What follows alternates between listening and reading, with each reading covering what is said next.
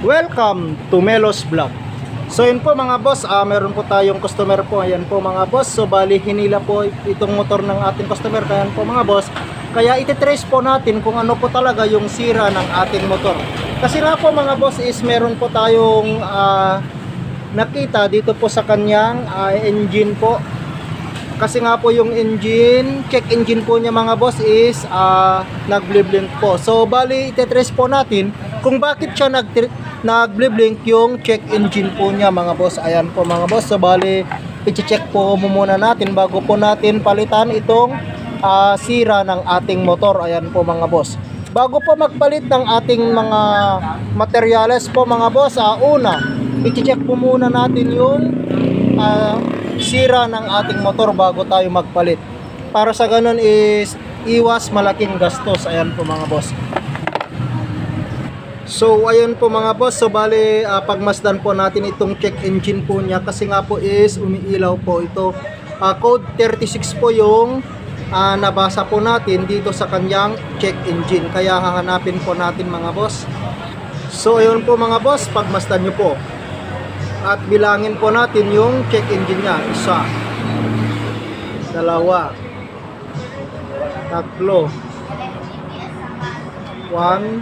2, 3, 4, 5, 6, 7, 8, 9. So yun po mga boss yung blink po ng ating check engine.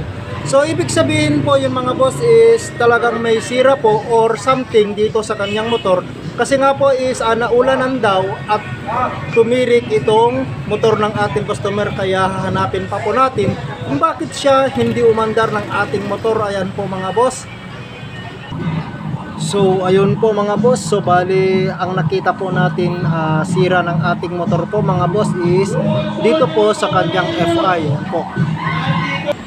So ayun po mga boss. Kaya naman pala nag-check engine ng ating motor po mga boss is dito po sa kanyang FI. Ito po mga boss is may something po dito. Kaya nag-check engine ng ating motor. Kaya hinahanap po natin kasi nga po is walang supply ng ating FI. Ayan po mga boss. Kaya ito po yung sanhi siguro ng sira ng ating motor. Ito po mga boss, itong supply ng FI. Ayan po mga boss. At the same time po mga boss, isililinisan po natin itong FI po niya. Para sa ganun is kompleto po yung bugso ng kanyang gasolina po dito sa kanyang FI. Ayan po mga boss.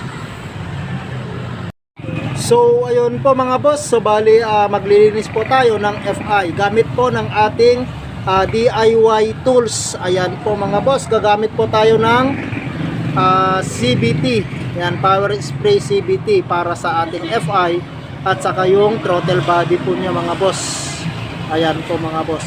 So bali ito yung ginawa po natin na panlinis sa ating FI. Ito po, ginawa lang po natin ito. At saka gagamit din po tayo ng battery. Upang sa ganun is yung gate ng ating FI is mabubuksan po niya. Para sa ganun yung CVT cleaning po natin is pupunta po dito sa kanyang FI. Ayan po mga boss. So bali pagmasdan na lamang po natin itong ginagawa ko po natin mga boss. Para sa ganun is konting idea lang po sa mga hindi pa po nakakaalam. Ayan po mga boss. So bali ito, ganito po ang ating gagawin po mga boss. Itong CVT cleaning po natin mga boss is isang pindot at saka itong negative terminal po ng ating FI is itatap po natin dito sa negative terminal ng ating battery. Ayan po.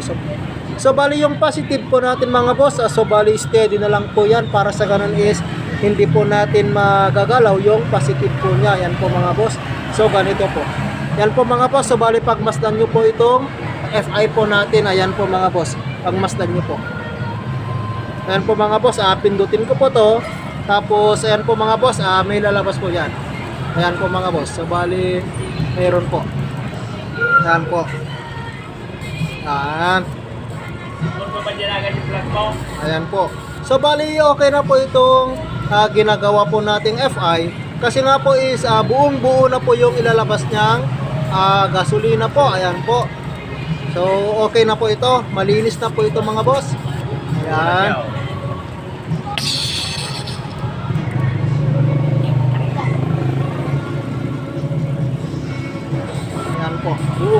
po siya. So hanggang dito muna itong video po natin mga boss. Kung bago ka lamang po sa aking YouTube channel at saka Facebook account po mga boss, huwag kalimutang i-like, i-share, follow and subscribe lahat ng mga videos na ina-upload ko po. Ayan po mga boss. Hanggang dito muna mga boss. Salamat and God bless po sa ating lahat. So ayun po mga boss. So bali umandar na po itong ating motor. Ayan po mga boss. So bali yan po. So ayan po mga boss. So bali umandar na po siya.